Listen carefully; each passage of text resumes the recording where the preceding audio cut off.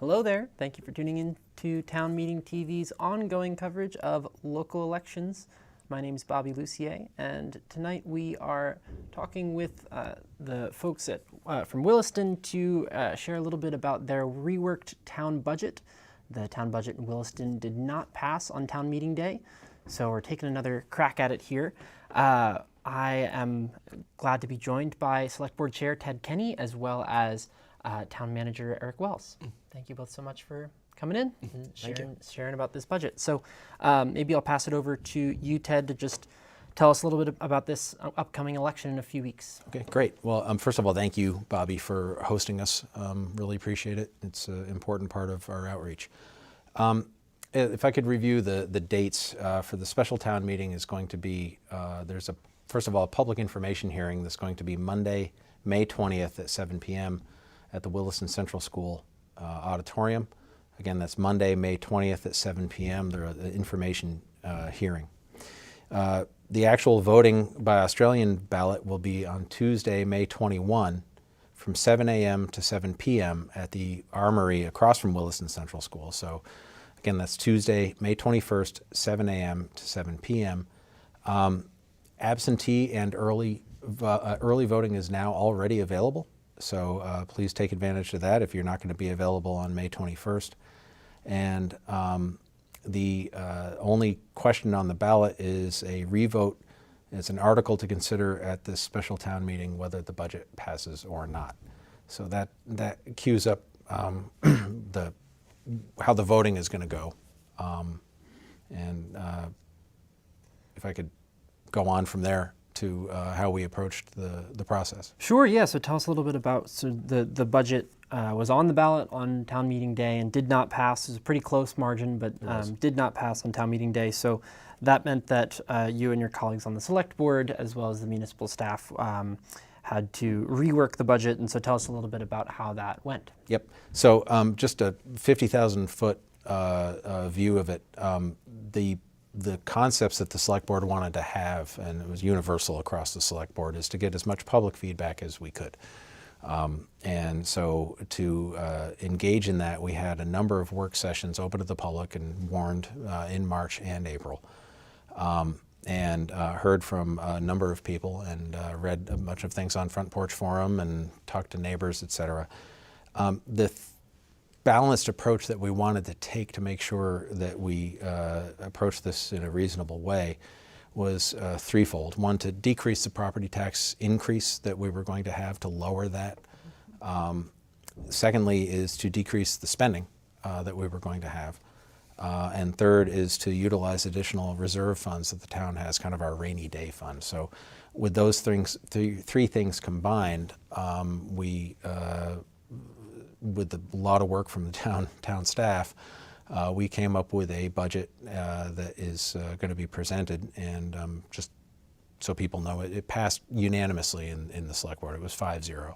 So it has the full support of the select board, and hopefully it's a balanced approach people can support. Okay, so now maybe we'll pass it over to you, Eric, to hear a little bit more about what's in this revised budget. Sure. Yeah, I'll get into the nuts and bolts here as we look at the numbers. Yep. So I'll just kind of start with setting the context. I do this typically at our budget shows. So for folks watching maybe for the first time, we look at what is the town budget. It's our town spending plan. It's those municipal services to be provided, the cost to them to provide those services, the revenue to pay for those services to balance our budget. It's the best revenue and spending model with the information available that we project out for the next fiscal year.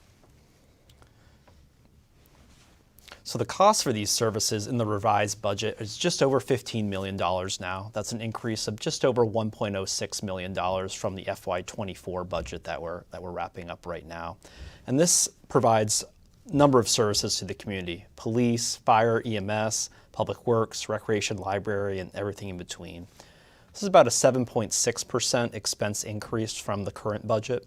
And the changes from the budget that was not supported at town meeting, as Ted mentioned, it's a decrease in spending of just over $300,000, or a 2% expense reduction.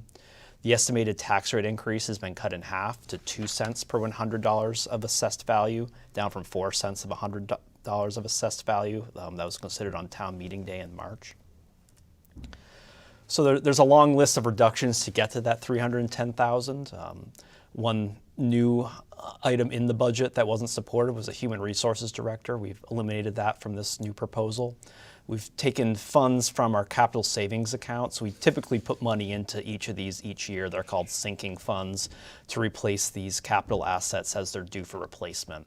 So we trimmed what we put into those savings accounts for things like police cruisers, our library bookmobile, a fire utility vehicle that was just replaced, traffic signals, and some parks and buildings and grounds mowers.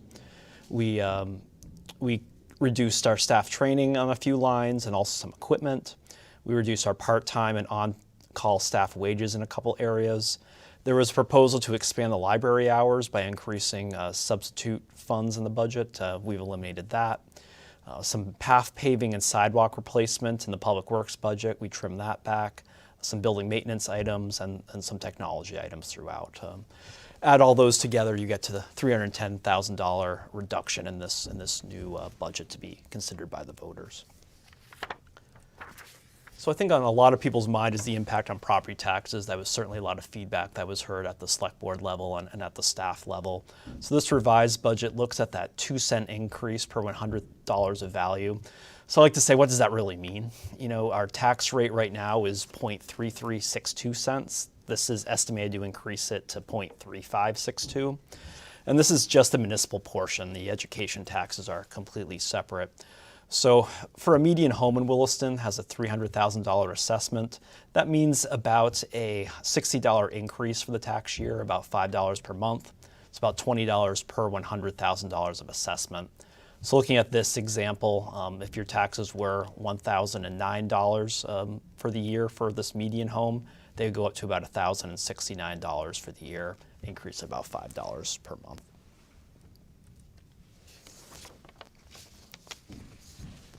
So just a little bit the story behind this budget, and a lot of this hasn't changed from town meeting. We've trimmed these items out, but kind of the core delivery of the budget it is intact here.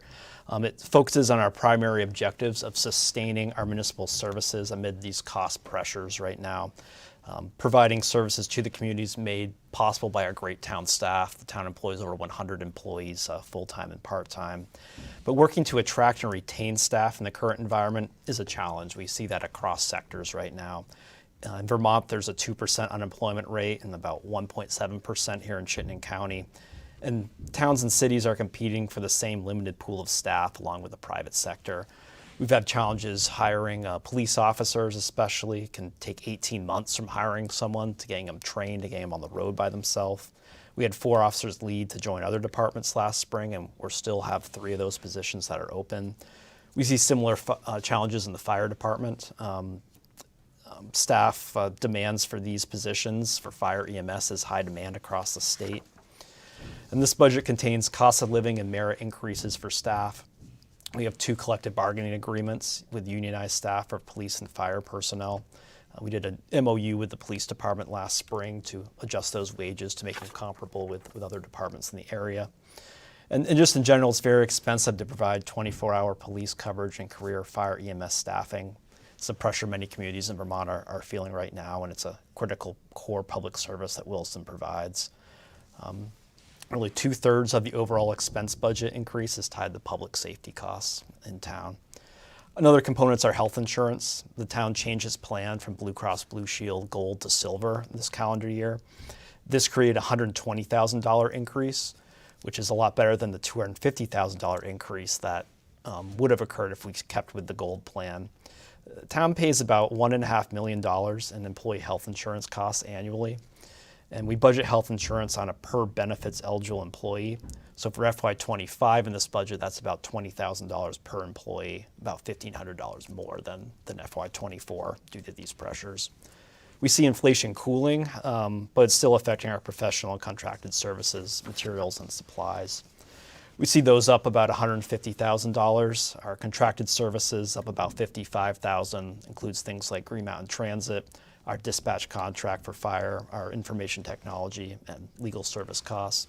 And like everything, we see our capital costs, replacing dump trucks, police cars, going up as well. So all these go into putting the services budget together. The Select Board left a couple service enhancements in the budget. One is the adding an 18th sworn police officer effective next January. This would allow the departments that move someone to fill a detective role that we have currently vacant. Town hasn't put someone in that role for many years. This is the top priority identified in the Police Services Analysis Report completed by Colonel Jim Baker for the town last fall.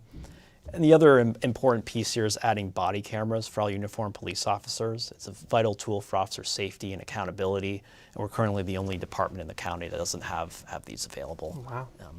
This comes in the form of a lease payment for the equipment, and it covers the data storage, because certainly a lot of video takes up a lot of data. Yep.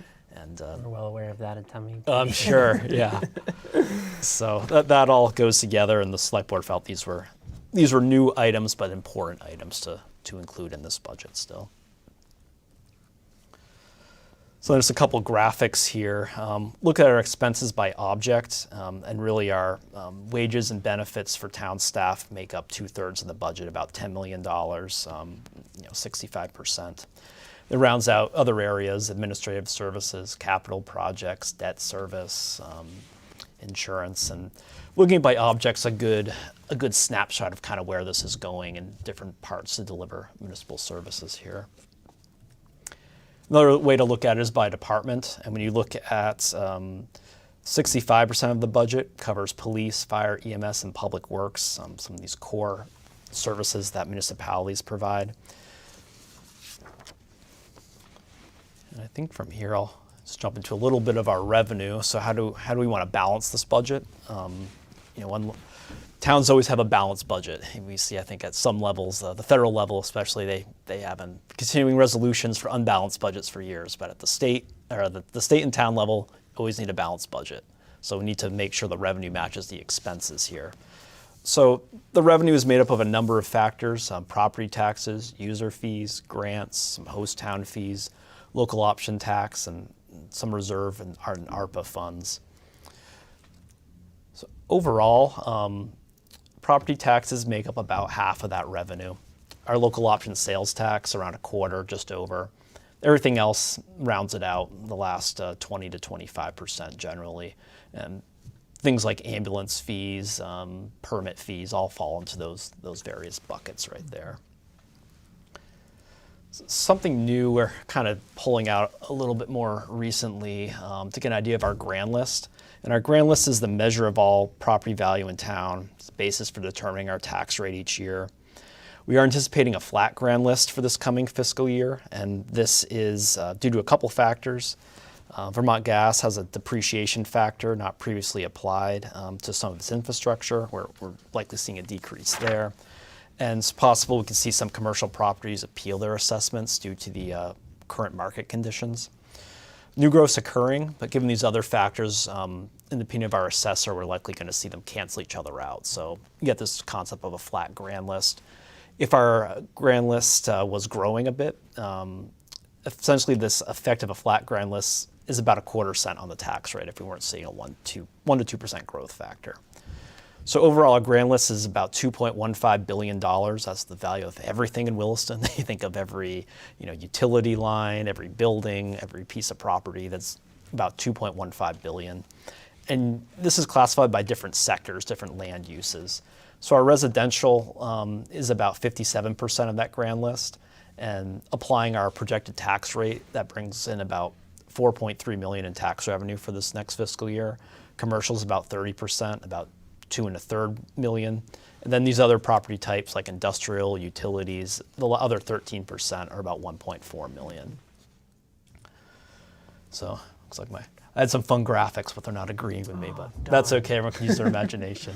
So we look at it another way, commercial, industrial, and other property taxes, plus our local option tax, which we project just over $4 million, that makes up about half of our revenue as we analyze these numbers.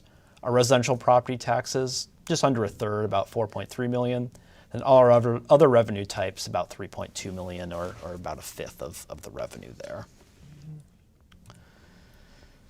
Here's a snapshot of our tax rates across Chittenden County for the current fiscal year. Williston is the 3rd lowest rate on that list, and thinking about the level of services that Williston offers with that tax rate, it's really kept lower by the fact that we have the local option sales tax. That's offsetting the rate by about 19 cents per $100 of assessed property value, a few $100s for that median home at least.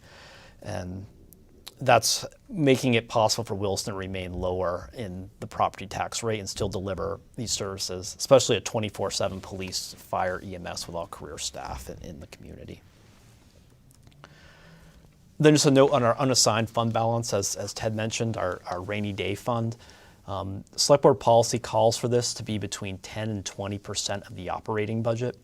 And we try to project what it's going to be in a conservative way each year. So we start at the top here, our audited financials for the end of fiscal 23, just over $3.6 million. We have some funds budgeted in FY24, relief of taxes, some use in capital, get an estimate where we're going to end this fiscal year. And then this budget has about $688,000 to use for tax reduction, some money that we transferred to our capital reserve fund. So the conservative estimate is at the end of FY25, this unassigned fund balance will be about $2.4 million. That ratio is about 16%, falling within that 10 to 20% window. So the select board increased the use of this fund balance to about $125,000 from what was not supported at town meeting day to infuse some more of that revenue into this budget to balance it in conjunction with the expense reductions to get us where we landed on that 2 cent target increase here. So I've talked a lot here, so I think I will step away from the nuts and bolts and Well, before we move on to how to vote, I mean, maybe one of you could just speak to the difference here. I mean, there's a lot of conversation about tax rates going up a lot for education, and that bill will also be coming, and that's not a decision that the select board can or the town can weigh in on, or is unrelated to the town budget, right? Could you talk about, one of you talk about the distinction between the school budget and school funding versus the town budget and town municipal property taxes? Well, let me give a stab at it, and Eric can start correcting me. But the bottom line is that the town budget, the municipal budget, the nuts and bolts of fire, police, public works, highways, parks and rec, a completely separate government from the school. The school has its own government, the town has its own government, and this budget is really only 100% for the town, has nothing to do with the school. So in the last go-around, there were a number of people who were concerned about the school budget, and leaving aside the merits of that, some people were bleeding that into their discussions with the town budget, but they are 100% separate. The town got some extra federal money from the emergency funds that came out during COVID. We've been very careful to shepherd those appropriately, and we consider those to be one-time funds, as if your family somebody got a bonus in your family. You don't create your budget based on that, because it's only going to happen one time. And the town has been very careful not to fund recurring expenses with one-time money. So, this budget is not at all funded with things that are going to go away, and suddenly there's going to be this huge gap. But ultimately, the town budget is 100% different from the school budget. They really don't have anything to do with each other. Yeah, Yeah. I would just add, the education fund's a statewide fund and a funding tool that's uses a complex formula to grant funds and disperse funds to all school districts. And like Ted said, these are funds collected locally in Williston that are used to provide these core services that our residents use every day. Yeah. And did the school budget, how'd the school budget do on town meeting day? And is it the Champlain Valley, or is that where Champlain Valley School District? Yep. It failed on town meeting, and they just had a revote, and it passed. Okay. So do you have a sense of how, what the tax bill is coming for the school budget for Williston residents? Or is there going to be a big increase there still, or is the... There will be an increase. It's certainly sizable. I don't have the specific number off the top of my head. I don't know if Eric does or not, but yeah, there's going to be an increase in the school budget It's significantly larger than the increase that the town is going to have. Our budget is much smaller than the school districts, and our increases, our percentage increases, don't result in the same increase in money that people are having to pay for the town, for their town bill. One thing that makes it a little more confusing though is that property tax bills go out just from one source, from the town. So people may not realize that the money that they're paying for property taxes, the vast majority is going to education and not municipal. But it gets a little confusing with that because people don't know. They just have one bill and they don't realize it's actually two separate things that are being billed with Right. that. The bill comes from you guys, the town of Williston, but the decision for how much that bill is a school district-wide decision. Right? Exactly. And by state law, the town has to collect all those taxes and transfer them to the state. And we must pay in full or pay a hefty interest rate to the state in state statute. So. Okay, there you go. And just also curious what you both think we might be losing. I mean, the state or the town talked about an HR director, I think, for a little while, and that was a priority, and now that's not going to be in the cards for this coming year. I mean, what do you expect? What do you expect would be the impact of this reduction in the budget? Well, let me, Eric, I'm going to take that, and then again, you can correct me. But let me speak up for the town staff. We have over 100 employees in the town, and for any company that has 100 employees, you really should have an HR director, and we don't. So this is the fact that we were asking for one was something that I felt was very justified and needed. I get that it's not nearly as, probably the wrong word to use, but it's not as sexy as a new fire truck or law enforcement equipment. It's a lot more in line with eat your vegetables kind of budget item, but it's important.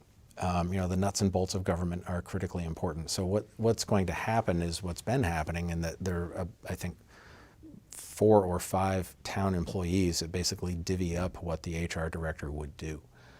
So I do consider that to be a loss, but the voters spoke and we needed to do something, and that's what we did. So we basically continued to allow some of the people in town, the town government, some of the employees to work really hard on something that we should probably have a separate position for. So that's my editorial position on it, and since I'm the elected official, I can do that. But Eric, I don't know if you wanted to add anything to that.